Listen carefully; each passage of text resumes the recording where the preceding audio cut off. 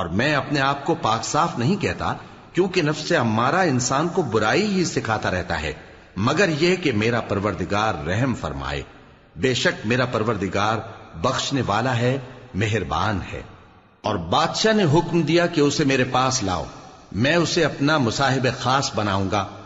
پھر جب ان سے گفتگو کی تو کہا کہ آج سے تم ہمارے ہاں صاحب منزلت ہو اور صاحب اعتبار ہو۔ یوسف نے کہا مجھے زرعی پیداوار پر مقرر کر دیجئے، کیونکہ میں حفاظت بھی کر سکتا ہوں اور اس کام سے واقف بھی ہوں۔ اس طرح ہم نے یوسف کو ملک مصر میں جگہ دی اور وہ اس ملک میں جہاں چاہتے تھے رہتے تھے۔ ہم اپنی رحمت جس پر چاہتے ہیں کرتے ہیں اور نیکوکاروں کے اجر کو ضائع نہیں کرتے، اور جو لوگ ایمان لائے اور ڈرتے رہے ان کے لیے آخرت کا اجر بہت بہتر ہے۔ اور یوسف کے بھائی کنعان سے مصر میں غلہ خریدنے کے لیے آئے تو یوسف کے پاس گئے، تو یوسف نے ان کو پہچان لیا اور وہ ان کو نہ پہچان سکے۔ اور جب یوسف نے ان کے لیے ان کا سامان تیار کر دیا تو کہا کہ پھر آنا تو جو باپ کی طرف سے تمہارا ایک اور بھائی ہے اسے بھی میرے پاس لیتے آنا۔ کیا تم نہیں دیکھتے کہ میں ناب بھی پوری پوری دیتا ہوں اور مہمانداری بھی خوب کرتا ہوں؟ اب اگر تم اسے میرے پاس نہ لاؤ گے تو نہ تمہیں میرے ہاں سے غلہ ملے گا اور نہ تم میرے پاس ہی آ سکو گے۔ انہوں نے کہا کہ ہم اس کے بارے میں اس کے والد کو پھسلائیں گے اور ہم یہ کام کر کے رہیں گے۔ اور یوسف نے اپنے خدام سے کہا کہ ان کا سرمایہ یعنی غلے کی قیمت ان کے سامان میں رکھ دو۔ عجب نہیں کہ جب یہ اپنے اہل و عیال میں جائیں تو اسے پہچان لیں، اور عجب نہیں کہ یہ پھر یہاں آئے۔ بس جب وہ اپنے والد کے پاس واپس گئے تو کہنے لگے کہ ابا ہمارے لیے غلے کی بندش کر دی گئی ہے، تو ہمارے ساتھ ہمارے بھائی کو بھیج دیجئے تاکہ ہم پھر غلہ لائیں اور ہم اس کے نگہبان ہیں۔ یعقوب نے کہا کہ میں اس کے بارے میں تمہارا اعتبار نہیں کرتا، مگر ویسا ہی جیسا پہلے اس کے بھائی کے بارے میں کیا تھا، سو اللہ ہی بہتر نگہبان ہے اور وہ سب سے زیادہ رحم کرنے والا ہے۔ اور جب انہوں نے اپنا اسباب کھولا تو دیکھا کہ ان کا سرمایہ واپس کر دیا گیا ہے۔ کہنے لگے ابا ہمیں اور کیا چاہیے؟ دیکھیے یہ ہماری پونجی بھی ہمیں واپس کر دی گئی ہے، اور ہم اپنے اہل و عیال کے لیے پھر غلہ لائیں گے اور اپنے بھائی کی نگہبانی کریں گے، اور ایک بار شتر زیادہ لائیں گے کہ یہ غلہ جو ہم لائے ہیں تھوڑا ہے۔ یعقوب نے کہا کہ جب تک تم اللہ کا عہد نہ دو کہ اس کو میرے پاس صحیح و سالم لے آؤ گے، میں اسے ہرگز تمہارے ساتھ نہیں بھیجنے کا، مگر یہ کہ تم گھیر لیے جاؤ یعنی بے بس ہو جاؤ تو مجبوری ہے۔ پس جب انہوں نے والد کو اپنا قول دیا تو یعقوب نے کہا کہ جو قول و قرار ہم کر رہے ہیں اس کا اللہ ضامن ہے، اور فرمایا کہ اے میرے بیٹو ایک ہی دروازے سے داخل نہ ہونا بلکہ جدا جدا دروازوں سے داخل ہونا، اور میں اللہ کی تقدیر کو تو تم سے روک نہیں سکتا، بے شک حکم اللہ ہی کا ہے، میں اسی پر بھروسہ رکھتا ہوں، اور اہل توکل کو اسی پر بھروسہ رکھنا چاہیے۔ اور جب وہ ان مقامات سے داخل ہوئے جہاں جہاں سے داخل ہونے کے لیے ان کے والد نے ان سے کہا تھا، تو وہ تدبیر اللہ کے حکم کو ذرا بھی ٹال نہیں سکتی تھی۔ ہاں وہ یعقوب کے دل کی خواہش تھی جو انہوں نے پوری کی تھی، اور بے شک وہ صاحب علم تھے، کیونکہ ہم نے ان کو علم سکھایا تھا، لیکن اکثر لوگ نہیں جانتے۔ اور جب وہ لوگ یوسف کے پاس پہنچے تو یوسف نے اپنے حقیقی بھائی کو اپنے پاس جگہ دی اور کہا کہ میں تمہارا بھائی ہوں، تو جو سلوک یہ ہمارے ساتھ کرتے رہے ہیں اس پر افسوس نہ کرنا۔ پھر جب ان کا اسباب تیار کر دیا تو اپنے بھائی کے تھیلے میں آپ خورا رکھ دیا۔ پھر جب وہ آبادی سے باہر نکل گئے تو ایک پکارنے والے نے آواز دی کہ قافلے والو تم تو چور ہو۔ وہ ان کی طرف متوجہ ہو کر کہنے لگے کہ تمہاری کیا چیز کھوئی گئی ہے؟ وہ بولے کہ بادشاہ کا کٹورا کھویا گیا ہے، اور جو شخص اس کو لے کے آئے اس کے لیے ایک بار شتر انعام، اور میں اس کا ضامن ہوں۔ وہ کہنے لگے کہ اللہ کی قسم تم کو معلوم ہے کہ ہم اس ملک میں اس لیے نہیں آئے کہ خرابی کریں اور نہ ہم چوری کیا کرتے ہیں۔ وہ بولے کہ اگر تم جھوٹے نکلے یعنی چوری ثابت ہوئی تو اس کی سزا کیا؟ انہوں نے کہا کہ اس کی سزا یہ کہ جس کے تھیلے میں وہ دستیاب ہو وہی اس کا بدل قرار دیا جائے، ہم ظالموں کو یہی سزا دیا کرتی ہیں۔ پھر یوسف نے اپنے بھائی کے تھیلے سے پہلے ان کے تھیلوں کو دیکھنا شروع کیا، پھر اپنے بھائی کے تھیلے میں سے اس کو نکال لیا۔ اس طرح ہم نے یوسف کے لیے تدبیر کی، ورنہ بادشاہ کے قانون کے مطابق وہ اپنے بھائی کو لے نہیں سکتے تھے مگر یہ کہ اللہ چاہے، ہم جس کے چاہتے ہیں درجے بلند کرتے ہیں، اور ہر علم والے سے بڑھ کر ایک بڑا علم والا ہے۔ برادران یوسف نے کہا کہ اگر اس نے چوری کی ہو تو کچھ عجب نہیں کہ اس کے ایک بھائی نے بھی پہلے چوری کی تھی، مگر یوسف نے اس بات کو اپنے دل میں مخفی رکھا اور ان پر ظاہر نہ ہونے دیا، یعنی زیر لب کہا کہ تم بڑے برے ہو اور جو تم بیان کرتے ہو اللہ اسے خوب جانتا ہے۔ وہ کہنے لگے کہ اے عزیز، اس کے والد بہت بوڑھے ہیں اور اس سے بہت محبت رکھتے ہیں، تو اس کو چھوڑ دیجئے اور اس کی جگہ ہم میں سے کسی کو رکھ لیجئے، ہم دیکھتے ہیں کہ آپ احسان کرنے والے ہیں۔ یوسف نے کہا کہ اللہ پناہ میں رکھے کہ جس شخص کے پاس ہم نے اپنی چیز پائی ہے اس کے سوا کسی اور کو پکڑ لیں، ایسا کریں تو ہم بڑے بے انصاف ہیں۔ آخر جب وہ اس سے نا امید ہو گئے تو الگ ہو کر صلاح کرنے لگے۔ سب سے بڑے نے کہا، کیا تم نہیں جانتے کہ تمہارے والد نے تم سے اللہ کا عہد لیا ہے اور اس سے پہلے بھی تم یوسف کے بارے میں قصور کر چکے ہو؟ تو جب تک والد صاحب مجھے اجازت نہ دیں میں تو اس جگہ سے ہلنے کا نہیں، یا اللہ میرے لیے کوئی فیصلہ کرے، اور وہ سب سے بہتر فیصلہ کرنے والا ہے۔ تم سب والد صاحب کے پاس واپس جاؤ اور کہو کہ ابا، آپ کے صاحبزادے نے وہاں جا کر چوری کی، اور ہم نے تو اپنی دانست کے مطابق آپ سے اس کے لے آنے کا عہد کیا تھا، مگر ہم غیب کی باتوں کے جاننے اور یاد رکھنے والے تو نہیں تھے، اور جس بستی میں ہم ٹھہرے تھے وہاں سے، یعنی اہل مصر سے، اور جس قافلے میں آئے ہیں اس سے دریافت کر لیجئے، اور ہم اس بیان میں بالکل سچے ہیں۔ جب انہوں نے یہ بات یعقوب سے آ کر کہی تو انہوں نے کہا کہ حقیقت یوں نہیں ہے، بلکہ یہ بات تم نے اپنے دل سے بنا لی ہے، تو صبر ہی بہتر ہے۔ عجب نہیں کہ اللہ ان سب کو میرے پاس لے آئے، بے شک وہ علم والا ہے، حکمت والا ہے۔ اور ان کے پاس سے چلے گئے اور کہنے لگے کہ ہائے افسوس یوسف پر، ہائے افسوس، اور رنج و الم میں ان کی آنکھیں سفید ہو گئیں اور ان کا دل غم سے بھر رہا تھا۔ بیٹے کہنے لگے کہ واللہ آپ تو یوسف کو اسی طرح یاد ہی کرتے رہیں گے یہاں تک کہ آپ گھل جائیں گے یا جان ہی دے دیں گے۔ انہوں نے کہا کہ میں تو اپنے غم و اندوہ کا اظہار اللہ سے کرتا ہوں، اور اللہ کی طرف سے وہ باتیں جانتا ہوں جو تم نہیں جانتے۔ اے بیٹو، یوں کرو کہ ایک دفعہ پھر جاؤ اور یوسف اور اس کے بھائی کو تلاش کرو، اور اللہ کی رحمت سے نا امید نہ ہونا کہ اللہ کی رحمت سے تو کافر لوگ ہی نا امید ہوا کرتے ہیں۔ پھر جب وہ یوسف کے پاس گئے تو کہنے لگے کہ اے عزیز، ہمیں اور ہمارے اہل و عیال کو بڑی تکلیف ہو رہی ہے، اور ہم یہ تھوڑا سا سرمایہ لائے ہیں، آپ ہمیں اس کے عوض پورا غلہ دے دیجئے اور ہم پر خیرات کیجئے کہ اللہ خیرات کرنے والوں کو ثواب دیتا ہے۔ یوسف نے کہا، تمہیں معلوم ہے کہ جب تم نادانی میں پھنسے ہوئے تھے تو تم نے یوسف اور اس کے بھائی کے ساتھ کیا کیا تھا؟ وہ بولے، کیا واقعی تم ہی یوسف ہو؟ انہوں نے کہا، ہاں میں یوسف ہوں، اور بن یامین کی طرف اشارہ کر کے کہنے لگے، یہ میرا بھائی ہے، اللہ نے ہم پر بڑا احسان کیا ہے۔ جو شخص اللہ سے ڈرتا اور صبر کرتا ہے تو اللہ نیکوکاروں کا اجر ضائع نہیں کرتا۔ وہ بولے، اللہ کی قسم، اللہ نے تم کو ہم پر فضیلت بخشی ہے اور بے شک ہم خطاکار تھے۔ یوسف نے کہا کہ آج کے دن تم پر کوئی ملامت نہیں، اللہ تم کو معاف کرے، اور وہ سب سے بڑھ کر رحم کرنے والا ہے۔ یہ میرا کرتا لے جاؤ، پھر اسے والد صاحب کے منہ پر ڈال دینا تو وہ بینا ہو جائیں گے، اور اپنے تمام اہل و عیال کو میرے پاس لے آؤ۔ اور جب قافلہ مصر سے روانہ ہوا تو ان کے والد کہنے لگے کہ اگر مجھ کو یہ نہ کہو کہ بوڑھا بہک گیا ہے تو مجھے تو یوسف کی بو آ رہی ہے۔ وہ بولے کہ واللہ آپ اسی قدیم غلطی میں مبتلا ہیں۔ مگر جب خوشخبری دینے والا آپ پہنچا تو اس نے کرتا ان کے منہ پر ڈال دیا، سو وہ بینا ہو گئے، اور بیٹوں سے کہنے لگے، کیا میں نے تم سے نہیں کہا تھا کہ میں اللہ کی طرف سے وہ باتیں جانتا ہوں جو تم نہیں جانتے؟ بیٹوں نے کہا کہ ابا، ہمارے لیے ہمارے گناہ کی مغفرت مانگیے، بے شک ہم خطاکار تھے۔ فرمایا، میں اپنے پروردگار سے تمہارے لیے بخشش مانگوں گا، بے شک وہ بخشنے والا ہے، مہربان ہے۔ پھر جب یہ سب لوگ یوسف کے پاس پہنچے تو انہوں نے اپنے والدین کو اپنے پاس جگہ دی اور کہا، مصر میں داخل ہو جائیے، اللہ نے چاہا تو امن و امان سے رہیے گا۔ اور اپنے والدین کو تخت پر بٹھایا اور سب ان کے آگے سجدے میں گر پڑے۔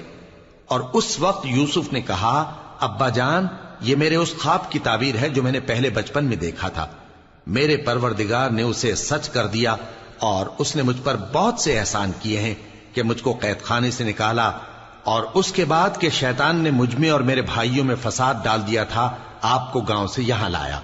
بے شک میرا پروردگار جو چاہتا ہے تدبیر سے کرتا ہے، وہ علم والا ہے، حکمت والا ہے۔ جب یہ سب باتیں ہو لیں تو یوسف نے اللہ سے دعا کی کہ اے میرے پروردگار، تو نے مجھ کو حکومت سے نوازا اور خوابوں کی تعبیر کا علم بخشا۔ اے آسمانوں اور زمین کے پیدا کرنے والے، تو ہی دنیا اور آخرت میں میرا کارساز ہے۔ تو مجھے دنیا سے اپنی اطاعت کی حالت میں اٹھائیو اور آخرت میں اپنے نیک بندوں میں داخل کیجو۔ اے پیغمبر، یہ اخبار غیب میں سے ہیں جو ہم تمہاری طرف بھیجتے ہیں۔ اور جب برادران یوسف نے اپنی بات پر اتفاق کیا تھا اور وہ فریب کر رہے تھے تو تم ان کے پاس تو نہ تھے، اور بہت سے آدمی گو تم کتنی خواہش کرو ایمان لانے والے نہیں ہیں، اور تم ان سے اس خیر خواہی کا کچھ صلہ بھی تو نہیں مانگتے۔ یہ قرآن اور کچھ نہیں تمام جہانوں کے لیے نصیحت ہے، اور آسمان و زمین میں بہت سی نشانیاں ہیں جن پر سے یہ گزرتے ہیں اور ان کو نظر انداز کر دیتے ہیں، اور یہ اکثر اللہ پر ایمان نہیں رکھتے مگر اس کے ساتھ شرک بھی کرتے ہیں۔ تو کیا یہ اس بات سے بے خوف ہیں کہ ان پر اللہ کا عذاب نازل ہو کر ان کو ڈھانپ لے، یا ان پر ناگہاں قیامت آ جائے اور انہیں خبر بھی نہ ہو؟ کہہ دو میرا رستہ تو یہ ہے، میں اللہ کی طرف بلاتا ہوں سمجھ بوجھ کر، میں بھی لوگوں کو اللہ کی طرف بلاتا ہوں اور میرے پیراؤ بھی، اور اللہ پاک ہے اور میں شرک کرنے والوں میں سے نہیں ہوں۔ اور ہم نے تم سے پہلے بستیوں کے رہنے والوں میں سے مرد ہی بھیجے تھے جن کی طرف ہم وہی بھیجتے تھے۔ کیا ان لوگوں نے ملک میں سیر و سیاحت نہیں کی کہ دیکھ لیتے کہ جو لوگ ان سے پہلے تھے ان کا انجام کیا ہوا؟ اور متقیوں کے لیے آخرت کا گھر بہت اچھا ہے، کیا تم سمجھتے نہیں؟ یہاں تک کہ جب پیغمبر نا امید ہو گئے اور انہوں نے خیال کیا کہ اپنی نصرت کے بارے میں جو بات انہوں نے کہی تھی اس میں وہ سچے نہ نکلے، تو ان کے پاس ہماری مدد آ پہنچی، پھر جسے ہم نے چاہا بچا دیا، اور ہمارا عذاب اتر کر گناہگار لوگوں سے پھیرا نہیں کرتا۔ ان کے قصے میں عقل مندوں کے لیے عبرت ہے۔ یہ قرآن ایسی بات نہیں ہے جو اپنے دل سے بنائی گئی ہو، بلکہ جو کتابیں اس سے پہلے نازل ہوئی ہیں ان کی تصدیق کرنے والا ہے اور ہر چیز کی تفصیل کرنے والا، اور مومنوں کے لیے ہدایت اور رحمت ہے۔ شروع اللہ کا نام لے کر جو بڑا مہربان نہایت رحم والا ہے۔ الف لام میم را۔ اے نبی، یہ کتاب الہی کی آیتیں ہیں، اور جو کچھ تمہارے پروردگار کی طرف سے تم پر نازل ہوا ہے حق ہے، لیکن اکثر لوگ ایمان نہیں لاتے۔ اللہ وہی تو ہے جس نے ستونوں کے بغیر آسمان جیسا کہ تم دیکھتے ہو اتنے اونچے بنائے، پھر عرش پر جلوہ افروز ہوا اور سورج اور چاند کو کام میں لگا دیا، ہر ایک میعاد معین تک گردش کر رہا ہے۔ وہی دنیا کے کاموں کا انتظام کرتا ہے، اس طرح وہ اپنی آیتیں کھول کھول کر بیان کرتا ہے کہ تم اپنے پروردگار کے روبرو جانے کا یقین کرو۔ اور وہی ہے جس نے زمین کو پھیلایا اور اس میں پہاڑ اور دریا پیدا کیے اور ہر طرح کے میووں کی دو دو قسمیں بنائیں۔ وہی رات کو دن کا لباس پہناتا ہے، غور کرنے والوں کے لیے اس میں بہت سی نشانیاں ہیں۔ اور زمین میں کئی طرح کے قطعات ہیں ایک دوسرے سے ملے ہوئے، اور انگور کے باغ اور کھیتی اور کھجور کے درخت، بعض کی بہت سی شاخیں ہیں اور بعض کی اتنی نہیں ہوتی، باوجود کہ پانی سب کو ایک ہی ملتا ہے۔ اور ہم بعض میووں کو بعض پر لذت میں فضیلت دیتی ہیں، اور اس میں سمجھنے والوں کے لیے بہت سی نشانیاں ہیں۔ اگر تم عجیب بات سننی چاہو تو کافروں کا یہ کہنا عجیب ہے کہ جب ہم مر کر مٹی ہو جائیں گے تو کیا از سر نو پیدا ہوں گے؟ یہی لوگ ہیں جو اپنے پروردگار سے منکر ہوئے ہیں، اور یہی ہیں جن کی گردنوں میں طوق ہوں گے، اور یہی اہل دوزخ ہیں کہ ہمیشہ اس میں جلتے رہیں گے۔ اور یہ لوگ بھلائی سے پہلے تم سے برائی جلدی سے مانگتے ہیں، یعنی طالب عذاب ہیں، حالانکہ ان سے پہلے عذاب واقع ہو چکے ہیں۔ اور تمہارا پروردگار لوگوں کو باوجود ان کی بے انصافیوں کے معاف کرنے والا ہے، اور بے شک تمہارا پروردگار سخت عذاب دینے والا ہے۔ اور کافر لوگ کہتے ہیں کہ اس پیغمبر پر اس کے پروردگار کی طرف سے کوئی نشانی کیوں نازل نہیں ہوئی؟ اے نبی، تم تو صرف خبردار کرنے والے ہو، اور ہر ایک قوم کے لیے رہنما ہوا کرتا ہے۔ اللہ ہی اس بچے سے واقف ہے جو عورت کے پیٹ میں ہوتا ہے، اور وہی پیٹ کے سکڑنے اور بڑھنے سے بھی واقف ہے، اور ہر چیز کا اس کے ہاں ایک اندازہ مقرر ہے۔ وہ چھپی اور ظاہر چیزوں کا جاننے والا ہے، سب سے بزرگ ہے، عالی رتبہ ہے۔ کوئی تم میں سے چپکے سے بات کہے یا پکار کر، یا رات کو کہیں چھپ جائے یا دن کی روشنی میں کھلم کھلا چلے پھرے، اللہ کے نزدیک برابر ہے۔ اس کے آگے اور پیچھے اللہ کے چوکیدار ہیں جو اللہ کے حکم سے اس کی نگرانی کرتے ہیں۔ اللہ اس نعمت کو جو کسی قوم کو حاصل ہے نہیں بدلتا جب تک کہ وہ اپنی حالت کو نہ بدلے، اور جب اللہ کسی قوم کے ساتھ برائی کا ارادہ کرتا ہے تو وہ پھر نہیں سکتی، اور اللہ کے سوا ان کا کوئی مددگار نہیں ہوتا۔ وہی تو ہے جو تم کو ڈرانے اور امید دلانے کے لیے بجلی دکھاتا اور بھاری بھاری بادل پیدا کرتا ہے، اور رعد اور فرشتے سب اس کے خوف سے اس کی تسبیح و تحمید کرتے رہتے ہیں۔ اور وہی بجلیاں بھیجتا ہے، پھر جس پر چاہتا ہے گرا بھی دیتا ہے، جبکہ وہ اللہ کے بارے میں جھگڑتے ہیں، اور وہ بڑی قوت والا ہے۔ کام کا پکارنا تو اسی کا ہے، اور جن کو یہ لوگ اس کے سوا پکارتے ہیں وہ ان کی پکار کو کسی طرح قبول نہیں کرتے، مگر اس شخص کی طرح جو اپنے دونوں ہاتھ پانی کی طرف پھیلا دے تاکہ دور ہی سے اس کے منہ تک آ پہنچے، حالانکہ وہ اس تک کبھی بھی نہیں آ سکتا۔ اور اسی طرح کافروں کی پکار بیکار ہے۔ اور جتنی مخلوقات آسمانوں اور زمین میں ہے، خوشی سے یا ناخوشی سے اللہ کے آگے سجدہ کرتی ہے، اور ان کے سائے بھی صبح و شام سجدے کرتے ہیں۔ ان سے پوچھو کہ آسمانوں اور زمین کا پروردگار کون ہے؟ تم ہی کہہ دو کہ اللہ۔ ان سے کہو کہ کیا تم نے اللہ کو چھوڑ کر ایسے لوگوں کو کارساز بنایا ہے جو خود اپنے نفع و نقصان کا بھی اختیار نہیں رکھتے؟ کہو کیا اندھا اور آنکھوں والا برابر ہیں، یا اندھیرا اور اجالا برابر ہو سکتا ہے؟ بھلا ان لوگوں نے جن کو اللہ کا شریک مقرر کیا ہے، کیا انہوں نے اللہ کسی مخلوقات پیدا کی ہے جس کے سبب ان کے لیے مخلوقات مشتبہ ہو گئی ہے؟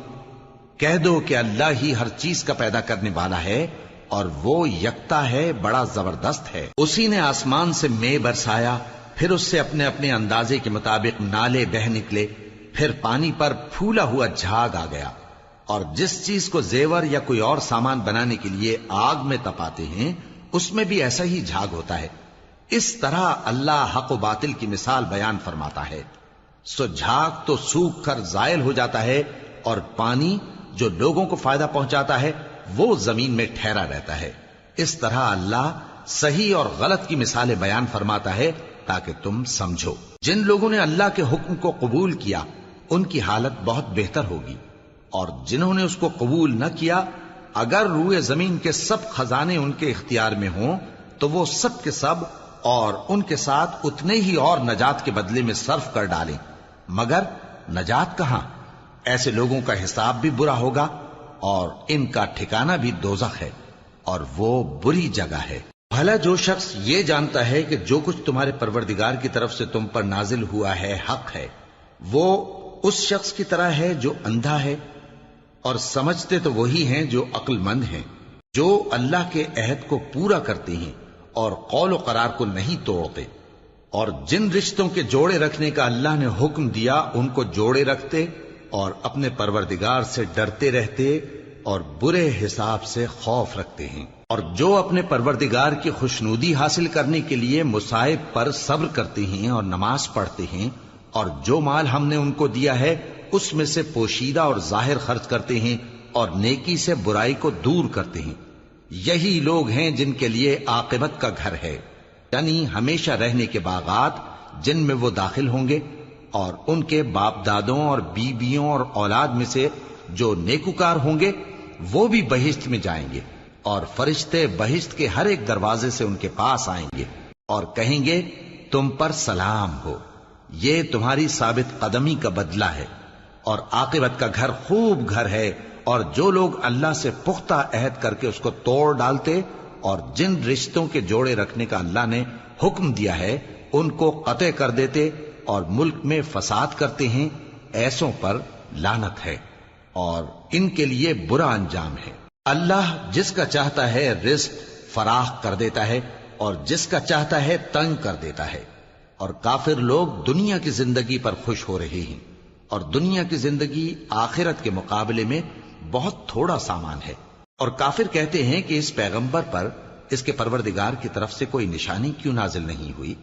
کہہ دو کہ اللہ جسے چاہتا ہے گمراہ کرتا ہے، اور جو اس کی طرف رجوع ہوتا ہے اس کو اپنی طرف کا رستہ دکھاتا ہے، یعنی ان کو جو ایمان لاتے اور جن کے دل اللہ کی یاد سے آرام پاتے ہیں ان کو۔ اور سن رکھو کہ اللہ کی یاد سے ہی دل آرام پاتے ہیں۔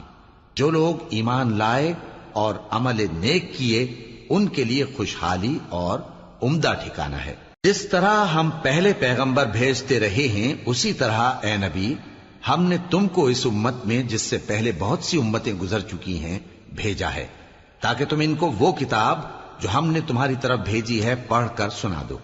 اور یہ لوگ رحمان کو نہیں مانتے۔ کہہ دو وہی تو میرا پروردگار ہے، اس کے سوا کوئی معبود نہیں، میں اسی پر بھروسہ رکھتا ہوں اور اسی کی طرف رجوع کرتا ہوں۔ اور اگر کوئی قرآن ایسا ہوتا کہ اس کی تاثیر سے پہاڑ چل پڑتے یا زمین پھٹ جاتی یا مردوں سے کلام کر سکتے تو کیا یہ لوگ ایمان لے آتے؟ بات یہ ہے کہ سب باتیں اللہ کے اختیار میں ہیں، تو کیا مومنوں کو اس سے اطمینان نہیں ہوا کہ اگر اللہ چاہتا تو سب لوگوں کو ہدایت کے رستے پر چلا دیتا؟ اور کافروں پر ہمیشہ ان کے اعمال کے بدلے آفت آتی رہے گی یا ان کے مکانات کے قریب نازل ہوتی رہے گی یہاں تک کہ اللہ کا وعدہ آ پہنچے۔ بے شک اللہ وعدہ خلاف نہیں کرتا۔ اور تم سے پہلے بھی رسولوں کے ساتھ تمسخر ہوتے رہے ہیں، تو میں نے کافروں کو مہلت دی، پھر میں نے ان کو پکڑ لیا، سو دیکھ لو کہ میرا عذاب کیسا رہا۔ تو کیا وہ جو ہر شخص کے اعمال کا نگراں و نگہبان ہے وہ بتوں کی طرح بے علم و بے خبر ہو سکتا ہے؟ اور ان لوگوں نے اللہ کے شریک مقرر کر رکھے ہیں۔ ان سے کہو کہ ذرا ان کے نام تو لو۔ کیا تم اسے ایسی چیزیں بتاتے ہو جو روئے زمین پر ہیں اور اسے معلوم نہیں، یا تم لوگ محض سطحی بات کی تقلید کرتے ہو؟ اصل یہ ہے کہ کافروں کو ان کے فریب خوبصورت معلوم ہوتے ہیں اور وہ ہدایت کے رستے سے روک لیے گئے ہیں، اور جسے اللہ گمراہ رہنے دے اسے کوئی ہدایت کرنے والا نہیں۔ ان کو دنیا کی زندگی میں بھی عذاب ہے اور آخرت کا عذاب تو بہت ہی سخت ہے، اور ان کو اللہ کے عذاب سے کوئی بھی بچانے والا نہیں۔ جس جنت کا پرہیزگاروں سے وعدہ کیا گیا ہے اس کی شان یہ ہے کہ اس کے نیچے نہریں بہ رہی ہیں، اس کے پھل ہمیشہ باقی رہنے والے ہیں اور اس کے سائے بھی۔ یہ ان لوگوں کا انجام ہے جو متقی ہیں، اور کافروں کا انجام دوزخ ہے۔ اور جن لوگوں کو ہم نے کتاب دی ہے وہ اس کتاب سے جو تم پر نازل ہوئی ہے خوش ہوتی ہیں، اور بعض فرقے اس کی بعض باتیں نہیں بھی مانتے۔ کہہ دو کہ مجھ کو یہی حکم ہوا ہے کہ اللہ ہی کی عبادت کروں اور اس کے ساتھ کسی کو شریک نہ بناؤں، میں اسی کی طرف بلاتا ہوں اور اسی کی طرف مجھے لوٹنا ہے۔ اور اسی طرح ہم نے اس قرآن کو عربی زبان کا فرمان بنا کر نازل کیا ہے، اور اگر تم علم آ جانے کے بعد ان لوگوں کی خواہشوں کے پیچھے چلو گے تو اللہ کے سامنے کوئی نہ تمہارا مددگار ہوگا اور نہ کوئی بچانے والا۔ اور اے نبی ہم نے تم سے پہلے بھی پیغمبر بھیجے تھے اور ان کو بیویاں اور اولاد بھی دی تھیں، اور کسی پیغمبر کے اختیار کی بات نہ تھی کہ اللہ کے حکم کے بغیر کوئی نشانی لے آتا۔ ہر حکم قضا کتاب میں لکھا ہوا ہے۔ اللہ جس چیز کو چاہتا ہے مٹا دیتا ہے اور جس کو چاہتا ہے باقی رکھتا ہے، اور اسی کے پاس اصل کتاب ہے۔ اور اگر ہم کوئی عذاب جس کا ان لوگوں سے وعدہ کرتے ہیں تمہیں دکھائیں، یعنی تمہارے روبرو ان پر نازل کریں، یا تمہاری مدت حیات پوری کر دیں، یعنی تمہارے انتقال کے بعد عذاب بھیجیں، تو تمہارا کام ہمارے احکام کا پہنچا دینا ہے اور ہمارا کام حساب لینا ہے۔ کیا انہوں نے نہیں دیکھا کہ ہم زمین کو اس کے کناروں سے گھٹاتے چلے آ رہے ہیں، اور اللہ جیسا چاہتا ہے حکم کرتا ہے، کوئی اس کے حکم کا رد کرنے والا نہیں، اور وہ جلد حساب لینے والا ہے۔ جو لوگ ان سے پہلے تھے وہ بھی بہتیری تدبیریں کرتے رہے ہیں، سو تدبیر تو سب اللہ ہی کی ہوتی ہے۔ ہر شخص جو کچھ کر رہا ہے اللہ اسے جانتا ہے، اور کافر جلد معلوم کر لیں گے کہ آخرت میں اچھا انجام کس کے لیے ہوتا ہے۔ اور کافر لوگ کہتے ہیں کہ تم پیغمبر نہیں ہو۔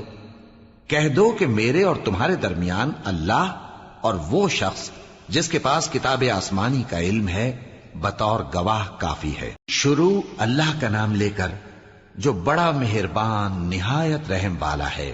الف لام را، یہ ایک پر نور کتاب ہے، اس کو ہم نے تم پر اس لیے نازل کیا ہے کہ تم لوگوں کو اندھیروں سے نکال کر روشنی کی طرف لے جاؤ، یعنی ان کے پروردگار کے حکم سے عزت والے خوبیوں والے مالک کے راستے کی طرف، یعنی اس اللہ کے راستے کی طرف کہ جو کچھ آسمانوں اور زمین میں ہے سب اسی کا ہے، اور ان کافروں کے لیے عذاب شدید کی وجہ سے تباہی اور بربادی مقدر ہے، جو آخرت کے مقابلے میں دنیاوی زندگی کو پسند کرتے اور لوگوں کو اللہ کے راستے سے روکتے اور اس میں کجی چاہتے ہیں۔ یہ لوگ بڑے دور کی گمراہی میں ہیں، اور ہم نے کوئی پیغمبر نہیں بھیجا مگر وہ اپنی قوم کی زبان بولتا تھا تاکہ انہیں احکام الہی کھول کھول کر بتا دے۔ پھر اللہ جسے چاہتا ہے گمراہ رہنے دیتا ہے اور جسے چاہتا ہے ہدایت دیتا ہے، اور وہ غالب ہے، حکمت والا ہے۔ اور ہم نے موسیٰ کو اپنی نشانیاں دے کر بھیجا کہ اپنی قوم کو تاریکیوں سے نکال کر روشنی میں لے جاؤ اور ان کو اللہ کے دن یاد دلاؤ، اور اس میں ان لوگوں کے لیے جو صابر و شاکر ہیں نشانیاں ہیں۔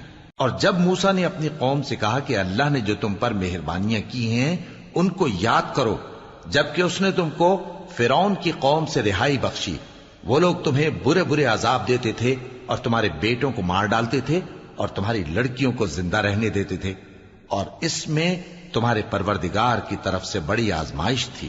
اور جب تمہارے پروردگار نے تم کو آگاہ کیا کہ اگر شکر کرو گے تو میں تمہیں زیادہ دوں گا، اور اگر ناشکری کرو گے تو یاد رکھو کہ میرا عذاب بھی سخت ہے۔ اور موسیٰ نے صاف صاف کہہ دیا کہ اگر تم اور جتنے اور لوگ زمین میں ہیں سب کے سب ناشکری کرو تو بھی اللہ بے نیاز ہے، قابل تعریف ہے۔ بھلا تم کو ان لوگوں کے حالات کی خبر نہیں پہنچی جو تم سے پہلے تھے، یعنی نوح اور عاد اور سمود کی قوم اور جو ان کے بعد تھے، جن کا علم اللہ کے سوا کسی کو نہیں۔ جب ان کے پاس ان کے پیغمبر نشانیاں لے کر آئے تو انہوں نے اپنے ہاتھ ان کے منہوں پر رکھ دیے کہ خاموش رہو، اور کہنے لگے کہ ہم تو تمہاری رسالت کو تسلیم نہیں کرتے، اور جس چیز کی طرف تم ہمیں بلاتے ہو ہم کو اس میں بھاری شک ہے۔ ان کے پیغمبروں نے کہا، کیا تم کو اللہ کے بارے میں شک ہے جو آسمانوں اور زمین کا پیدا کرنے والا ہے؟ وہ تمہیں اس لیے بلاتا ہے کہ تمہارے گناہ بخشے اور ایک مدت مقرر تک تم کو مہلت دے۔ وہ بولے کہ تم تو ہمارے ہی جیسے آدمی ہو، تمہارا یہ منشا ہے کہ جن چیزوں کو ہمارے بڑے پوجتے رہے ہیں ان کے پوجنے سے تم ہمیں روک دو، تو اچھا کوئی کھلی دلیل لاؤ، یعنی معجزہ دکھاؤ۔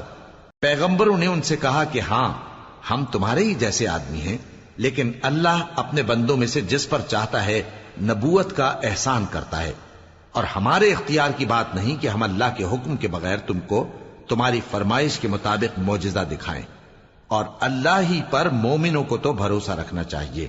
اور ہم کیوں اللہ پر بھروسہ نہ رکھیں حالانکہ اس نے ہم کو ہمارے دین کے سیدھے رستے بتائے ہیں، اور جو تکلیفیں تم ہم کو دیتے ہو اس پر ہم صبر کریں گے، اور اہل توکل کو تو اللہ ہی پر بھروسہ رکھنا چاہیے۔ اور جو کافر تھے انہوں نے اپنے پیغمبروں سے کہا کہ یا تو ہم تم کو اپنے ملک سے باہر نکال دیں گے یا تم ہمارے مذہب میں واپس آ جاؤ۔ پس ان کے پروردگار نے ان کی طرف وحی بھیجی کہ ہم ظالموں کو ہلاک کر دیں گے اور ان کے بعد تم کو اس زمین میں آباد کر دیں گے۔ یہ اس شخص کے لیے ہے جو قیامت کے روز میرے سامنے کھڑے ہونے سے ڈرے اور میرے عذاب سے خوف کرے۔ اور پیغمبروں نے اللہ سے فتح چاہی اور ہر سرکش ضدی نامراد رہ گیا۔ اس کے پیچھے دوزخ ہے اور اسے پیپ والا پانی پلایا جائے گا، وہ اس کو گھونٹ گھونٹ کر کے پیے گا اور گلے سے نہیں اتار سکے گا، اور ہر طرف سے اسے موت آ رہی ہوگی مگر وہ مرنے میں نہیں آئے گا، اور اس کے بعد سخت عذاب ہوگا۔ جن لوگوں نے اپنے پروردگار سے کفر کیا ان کے اعمال کی مثال راکھ کی سی ہے کہ آندھی کے دن اس پر زور کی ہوا چلے جو اسے اڑا لے جائے۔ اسی طرح جو کام وہ کرتے رہے ان پر ان کو کچھ قابو نہ ہوگا۔ یہی تو پرلے سرے کی گمراہی ہے۔ کیا تم نے نہیں دیکھا کہ اللہ نے آسمانوں اور زمین کو تدبیر سے پیدا کیا ہے؟ اگر وہ چاہے تو تم کو نابود کر دے اور تمہاری جگہ نئی مخلوق پیدا کر دے، اور یہ اللہ کو کچھ بھی مشکل نہیں۔ اور قیامت کے دن سب لوگ اللہ کے سامنے کھڑے ہوں گے تو غریب پیروکار بڑے بن بیٹھنے والوں سے کہیں گے کہ ہم تو تمہارے پیرو تھے، کیا تم اللہ کا کچھ عذاب ہم پر سے دفع کر سکتے ہو؟ وہ کہیں گے کہ اگر اللہ ہم کو ہدایت کرتا تو ہم تم کو ہدایت کرتے۔ اب ہم گھبراہٹ ظاہر کریں یا صبر کریں ہمارے حق میں برابر ہے، کوئی جگہ رہائی کی ہمارے لیے نہیں ہے۔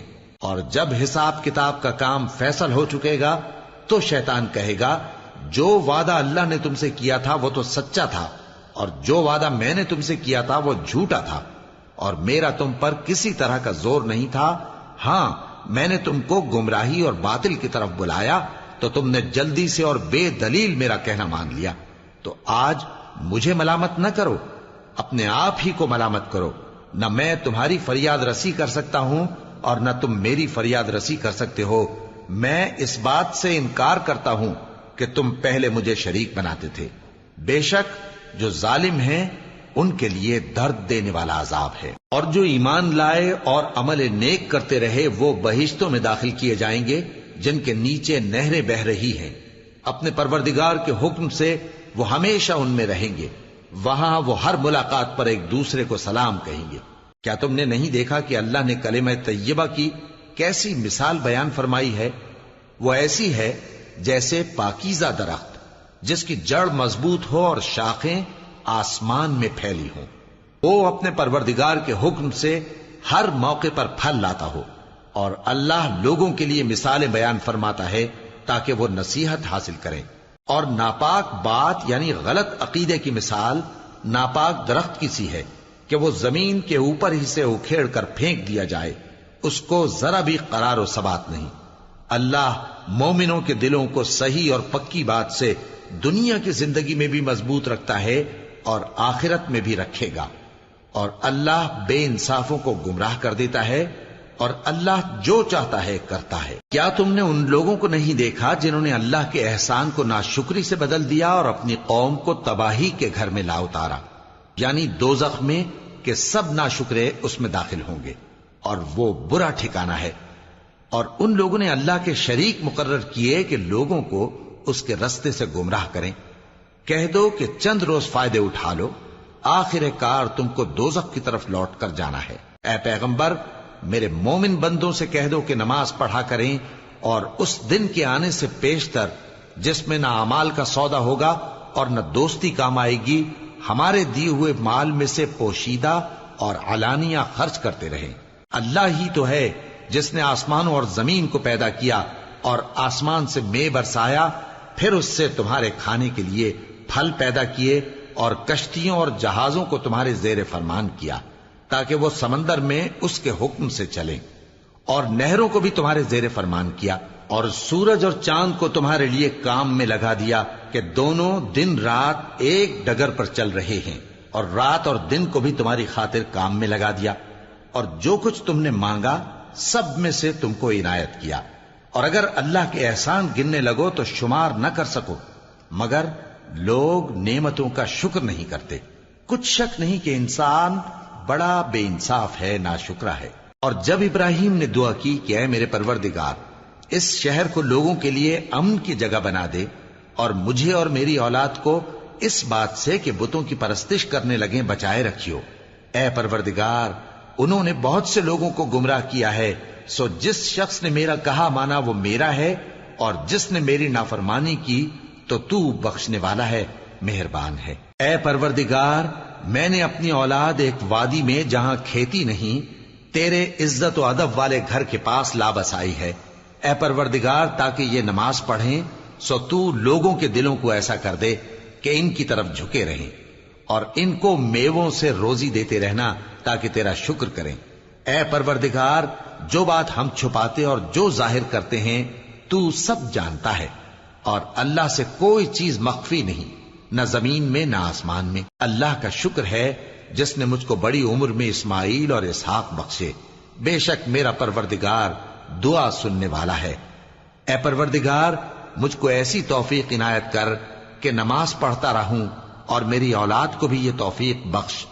اے پروردگار، میری دعا قبول فرما۔ اے پروردگار، حساب کتاب کے دن میری اور میرے ماں باپ کی اور مومنوں کی مغفرت کیجو۔ اور مومنوں، یہ نہ سمجھنا کہ یہ ظالم جو کام کر رہے ہیں اللہ ان سے بے خبر ہے۔ وہ ان کو اس دن تک مہلت دے رہا ہے جبکہ دہشت کے سبب آنکھیں پھٹی کی پھٹی رہ جائیں گی اور لوگ سر اٹھائے ہوئے میدان قیامت کی طرف دوڑ رہے ہوں گے۔ ان کی نگاہیں خود اپنی طرف لوٹ نہ سکیں گی اور ان کے دل مارے خوف کے ہوا ہو رہے ہوں گے۔ اور لوگوں کو اس دن سے آگاہ کر دو جب ان پر عذاب آ جائے گا۔ تب ظالم لوگ کہیں گے کہ اے ہمارے پروردگار، ہمیں تھوڑی سی مہلت عطا کر تاکہ ہم تیری دعوت توحید قبول کریں اور تیرے پیغمبروں کے پیچھے چلیں۔ تو جواب ملے گا، کیا تم پہلے قسمیں نہیں کھایا کرتے تھے کہ تم کو اس حال سے جس میں تم ہو زوال نہیں ہوگا؟ اور جو لوگ اپنے آپ پر ظلم کرتے تھے تم ان کے مکانوں میں رہتے تھے، اور تم پر ظاہر ہو چکا تھا کہ ہم نے ان لوگوں کے ساتھ کس طرح کا معاملہ کیا تھا، اور تمہارے سمجھانے کے لیے مثالیں بیان کر دی تھیں۔ اور انہوں نے بڑی بڑی تدبیریں کی، اور ان کی سب تدبیریں اللہ کے ہاں لکھی ہوئی ہیں۔ گو وہ تدبیریں ایسی غضب کی تھیں کہ ان سے پہاڑ بھی ٹل جائیں۔ تو ایسا خیال نہ کرنا کہ اللہ نے جو اپنے پیغمبروں سے وعدہ کیا ہے وہ اس کے خلاف کرے گا۔ بے شک اللہ زبردست ہے، بدلہ لینے والا ہے۔ جس دن یہ زمین دوسری ہی زمین بنا دی جائے گی اور آسمان بھی بدل دیے جائیں گے اور سب لوگ اللہ کے سامنے نکل کھڑے ہوں گے، جو یکتا ہے بڑا زبردست ہے۔ اور اس دن تم گناہگاروں کو دیکھو گے کہ زنجیروں میں جکڑے ہوئے ہیں، ان کے کرتے تارکول کے ہوں گے اور ان کے چہروں کو آگ لپٹ رہی ہوگی، یہ اس لیے کہ اللہ ہر شخص کو اس کے اعمال کا بدلہ دے۔ بے شک اللہ جلد حساب لینے والا ہے۔ یہ قرآن لوگوں کے نام اللہ کا پیغام ہے تاکہ ان کو اس سے ڈرایا جائے اور تاکہ وہ جان لیں کہ وہی اکیلا معبود ہے، اور تاکہ اہل عقل نصیحت حاصل کریں۔